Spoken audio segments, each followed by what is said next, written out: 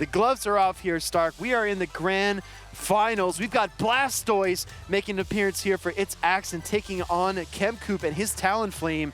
Let's see how everything falls into place. Yeah, I think here we are going to be able to see the differences between these two players is the team composition is a little bit different. So we're going to see the Blastoise, the Diggersby, the Tinkaton. Those are three wildly different Pokemon than what ChemCoop has on his team. He's got the Claydol, he's got the Talonflame, and the Azumarill.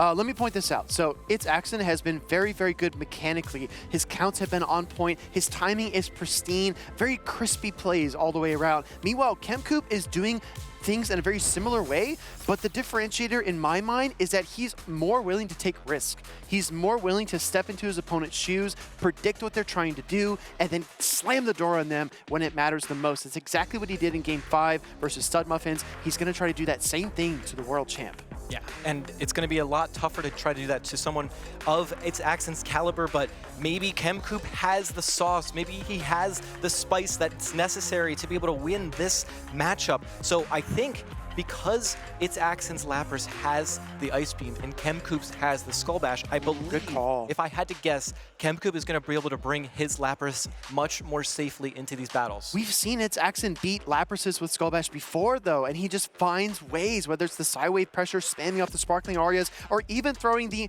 marginally more impactful Ice Beam. He knows his damage margins and he knows his matchups. I know one thing, Stark. We're headed into the grand finals here. ChemCoop needs to reset the bracket for a chance at the title. He's going to do his best. Tinkaton into Claydol. Yeah, this is a fantastic lead here for ChemCoop. We are going to see the Blastoise safe switch. We talked about this before. Oh, yeah. Blastoise getting energy early is incredibly important and impactful, and we see a huge catch immediately from ChemCoop. You have got to be kidding me. ChemCoop is not blinking for a moment. He literally leads in a perfect Pokemon with his Claydol and then swaps at the ideal moment to catch the Hydro Cannon. And he's going to charge attack party tie with the Blastoise for the Skull Bash. Yeah, and I think this is exactly what ItsAXN wants, to get to the Skull Bash just before the Azumarill is able to charge up and get to the neutral hitting Play Rough. It is going to do quite a bit of damage here, and the Play Rough is going to get queued up right away. Play Rough connecting into the Blastoise. After that Skull Bash, I do think that the defense raise is going to make ItsAXN confident in surviving it. What do you see here, Stark? I see the Azumarill getting to the Play Rough just before the Skull Bash is queued up, but actually a huge catch here. Both players are playing chess and playing fluid. Go Battle League, go PvP, right? Exactly. We're going to connect with the Play Rough there on the Tinkaton. In comes the Claydol, though, and that might be an instance of one step forward but two steps back, because now you're at the mercy of these super effective Mud Slaps. Rock Tomb also going to make sure that any Play Rough shenanigans are not going to put a dent in this Claydol. Right. That Rock Tomb obviously isn't going to do a ton of damage, but the idea is you're able to negate the amount of damage that you're taking back in return while still getting a lot of energy and damage with your fast attack Mud Slap. Play Rough coming through, not really doing a lot of damage to that Claydol, and Claydol's in a great position heading towards the end game here. ItsAXN realized that Tinkaton was not going to be much help offensively, so he used it defensively instead to try to take some of the heat off of his MVP, this shiny Blastoise. Hydro Cannon does get shielded. Yeah, and I think you have to shield, because not only is it going to be a super effective hit, but you also want to get this Rock Tomb off to try to negate the amount of damage that this Blastoise is going to be able to do. You have to get this shield up now for ItsAXN. You have to throw the Hydro Cannon here, and he does. Waits a turn, it would appear, in order to throw the Hydro Cannon and avoid any catches. At this point, though, I think you're in danger of getting Mud Slapped down. ItsAXN might reach for that Malamar. That's exactly what he does. Yeah, and now this is a really tough predicament here. ItsAXN, I think, on the back foot, because ChemCoop is not only going to be able to neutralize the attack of the Malamar, but also switch into one of the answers in the back, which is that Shadow Dropion that he's been relying on. Exactly, and after that Rock Tomb, not only is this Malamar debuffed, but it's also within range of Aqua Tails once you add in the Poison Stings to the equation. First Aqua Tail gets fired off. Yeah, and Axon making a, kind of a squishy face, because he knows that this is going to be a very difficult matchup to come back from. Squishy indeed. We're going to see a superpower get fired off into the Drapion. I do think ItsAXN has doubled up, so he will be able to reach for two, but after you fire the first one, your Malamar gets a little bit weaker. Will this be enough? I think it's probably going to be just enough, and if not, you might be able to actually get an extra rollout. I don't think it's enough, House Stark, but we see the swap does get the rollout through and has a shield. Hold on.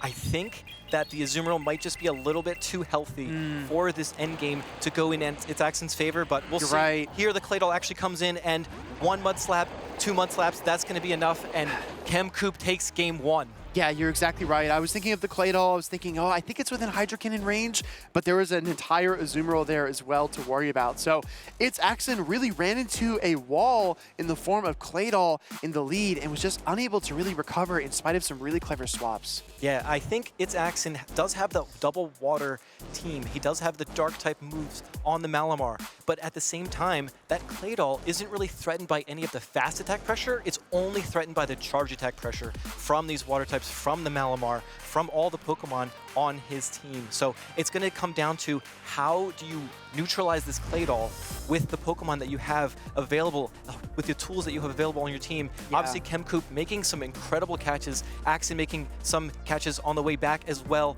This is going to be a very fun matchup. It absolutely is, and we have seen Claydol wreaking havoc on the competitive meta as of late, and when you lead it into a Tinkaton, it doesn't get much better than that. This is exactly what I was referencing though. ChemCoop is willing to swing the bat as hard as he can to try to find those openings and create space for himself, and that's exactly what he's able to do in that game number 1. Does that rattle ItsAXN? I think it might a little bit. Yeah. You know, as a former world champion, it doesn't matter how well you're doing, you know, overall, as long as you understand what your team is doing well and how to neutralize your opponent. I think ChemCoop has to come out swinging, and Axen has to adjust. I would agree. We are all locked in, everybody. This is game 2 of the grand finals. Diggersby hits the field, and Shadow Drapion is there to meet it. Yeah, I think this is the exact adjustment Axen needed to make. Here, we actually see ChemCoop staying in this matchup despite it being a relatively negative matchup for him. Yeah, I would agree. Poison Stings are not going to do much, but the Quick Attacks will, and the Aqua Tails are fast, but that Scorching Sand could be devastating. So we are going to see the Drapion staying in here, and the swap into the Claydol. What do you think about that? Yeah, I think this is the exact position ChemCoop needed to go for. The Scorching Sand is going to come through here, but now we're probably going to see, yeah, that jump off is going to be come in and really neutralize that fast attack pressure, triple resisting those Mud Slaps. Jumpluff is lacking the energy ball here, though, so it's going to be forced to fire the Acrobatics. This Claydol, I don't think it's quite within Acrobatics range, but it is close, and once you get hit with that, you're at the risk of getting Fairy Winded down. Yeah, and ChemCoop is going for the double super effective Ice Beam. This is he lets it through! Gonna let it go. He lets it through! Double super effective Ice Beam connects! Jumpluff gets rattled, but the good news is that it is, what, triple resisting the Mud Slaps? Yes. So I don't think it's going to be in any danger of getting farmed down at all. Wow. And Jumpluff is still going to be able to come out with a ton of energy. Yeah, for a short time, because the Incinerate is going to come through as well. Acrobatics getting fired off here. ChemCoop let one connect, and he says, I'm not making that mistake again. He does shield that up. In comes the Blastoise. Oh my goodness, ItsAXN. Yeah, so I've heard that Blastoise is a menace, and this is the exact matchup that Blastoise is a menace into that Talonflame. Getting to do the double super effective rollouts is incredibly helpful, and now getting to fire off a Hydro Cannon, there's nothing left on ChemCoop's team that's going to be able to resist anything this Blastoise does. I do like this swap from ChemCoop. You could see ItsAXN's facial expression change. He wasn't expecting the Drapion to come in there and soak the Hydro Cannon, and I think that ItsAXN is trying to lean on that Blastoise, and ChemCoop says, no, I'm not going to let you gain that advantage. Switches in the Drapion, fires off the Aqua Tail. He's going to pace to another one. Yeah, but I think that's exactly what ItsAXN wants. He's going to let this go. He realizes that Diggersby has no more use in this battle, and actually having a little bit of health on that Drapion is just going to allow him to get one more free rollout worth of energy. Oh, goodness. Now we're going to see the Talonflame come in here from ChemCoop. Those rollouts double super effective into the Talonflame, and it is taking real chunks out of its HP. Hydro Cannon is going to erase it off the field, so ChemCoop has to use his final shield. Yeah, I think ChemCoop is fighting for every tooth and nail here to try to come back in this game, but ItsAXN has had a stranglehold. That Blastoise, that best buddy, that shiny, it's beautiful, and it's going to Hydro Cannon the Talonflame out of the sky. ItsAXN strikes back. He says, I am the 2023 World Champion for a reason, and you have to do more than win one battle to rattle me. Yeah, exactly. And I think ChemCoop is definitely going to have to adjust here. So we're going to see a lot of adjustments back and forth. We talked about the conditioning. We talked about the mind games. We talked about the chess game that's the game within the game. And how does ChemCoop adjust to this game 2?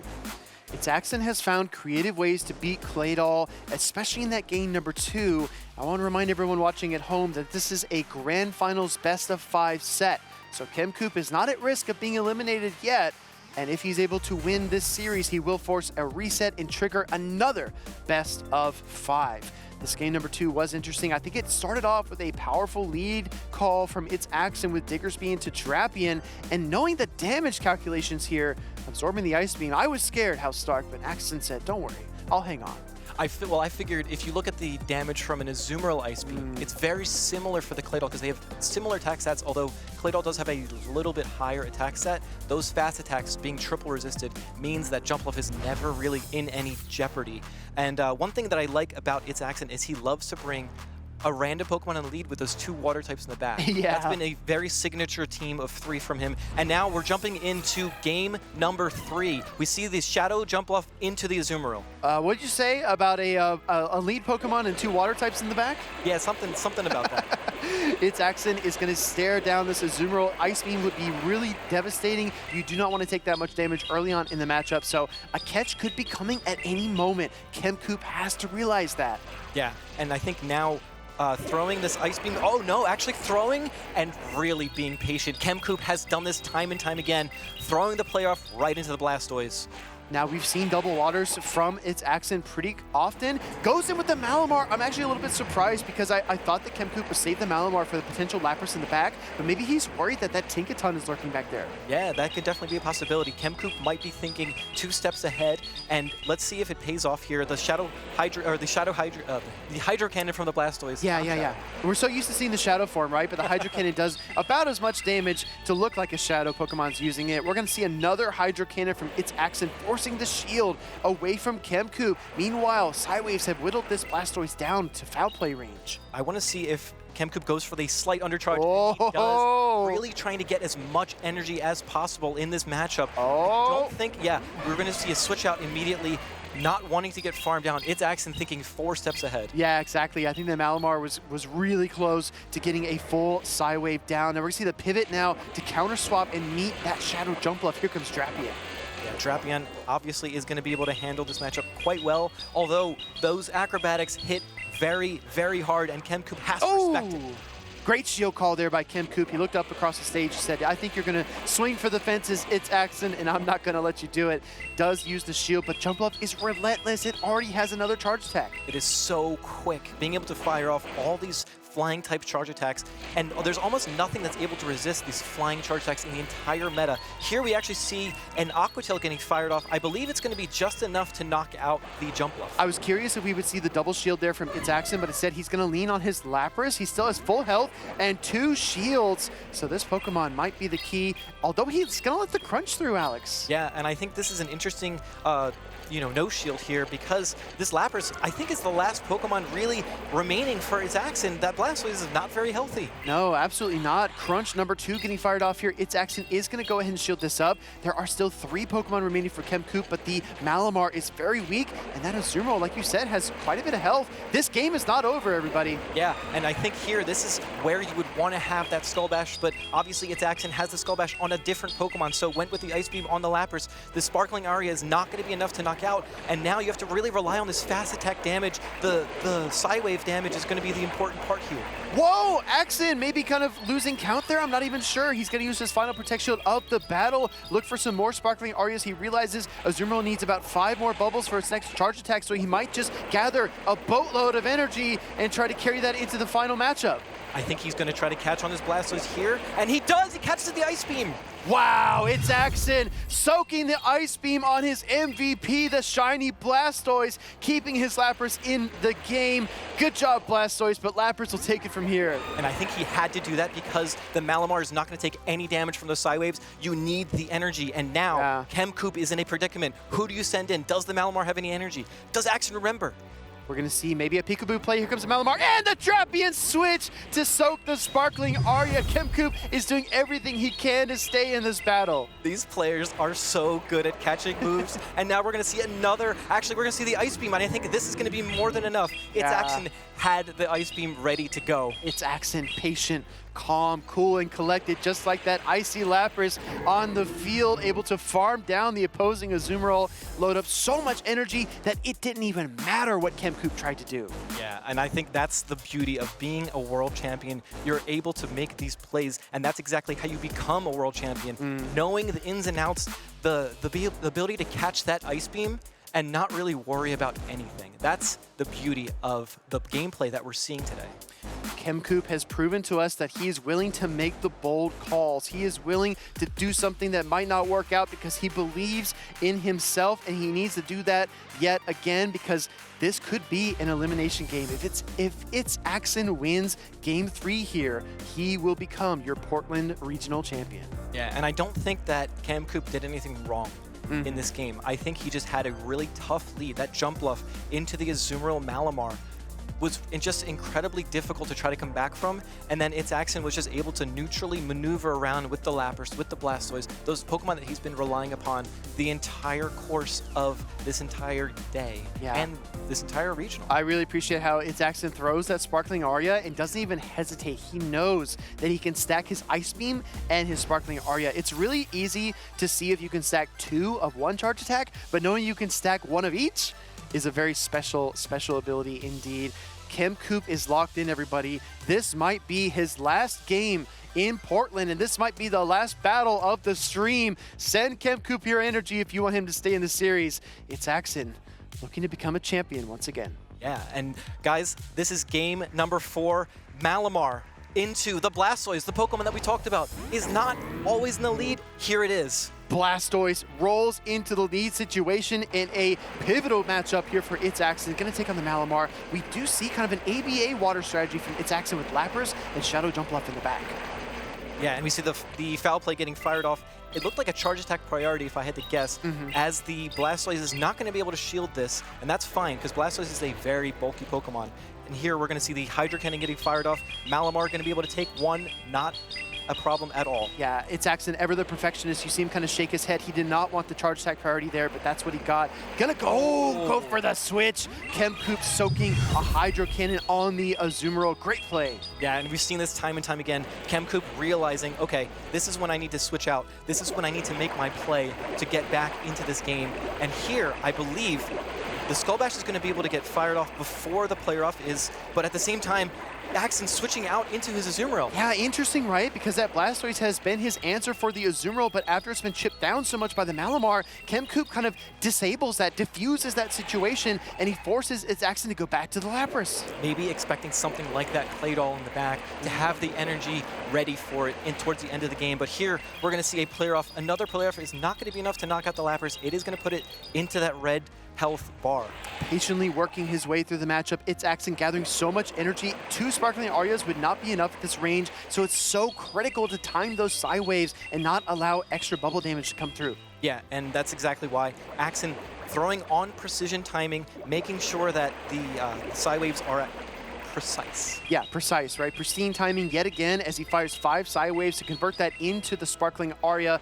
Azumarill getting very, very weak, but it's not quite within farm down range as it does reach the Ice Beam and swap into the Malamar. Very interesting switch here. You're probably going to have to shield if you want this Malamar to survive and see another day. And we do see the shield from ChemCoop. Now, here comes the Jump Bluff, though, and that's going to be a problem. What a call here from ItsAXN. Shadow Jump Bluff is the truth, everybody. We're going to see the foul play connect into it, but the Fairy Winds are going to chip down this Malamar really, really quickly. Yeah, and I believe this Shadow Jump Bluff is going to be able to farm this all the way down and then have energy for whatever is in the back. I believe the Shadow Drapion and the Azumarill are what are lying in the back there for ChemCoop. I really like this shield call by ItsAXN as well, maintaining about half health onto his Jump Bluff, making it unfarm downable, if that's a word. I don't know, I just made it up. There's a Shadow Drapion that has not been shown yet in the back for ChemCoop, as you alluded to, Stark. Do we see it right here? I think so. I think you have to come in with the Shadow Drapion because that's your best Pokemon to try to take either this acrobatics or shield it. You got to make this call right here, right now. Walking a tightrope, and he's able to hang on, shielding the acrobatics, but can he catch the second one? He does have energy on the Azumarill, goes for the swap, gives up the Ice Beam to save the Drapion. Yeah, an incredible, incredible catch. ChemCoop has been able to do this all day. He knows exactly when the opponent is throwing the charge attacks and is able to calculate. Oh, big man Blastoise hits the field, fires the Hydro Cannon into the Shadow Drapion. This is going to need perfect, precise energy management if ChemCoop wants a chance to win, but no, there's no chance. There is no way out. ItsAXN is inevitable. Your champion returns to the stage here in Portland and wins it all. ItsAXN does it again, and he does it in style, in fashion, with his shiny best buddy, Blastoise. He does it again. Axn is back. Axn is your 2025 Portland Regional Champion, King of the Rose City on stage right there. I'm sure it feels good to win gold yet again. Oh, absolutely.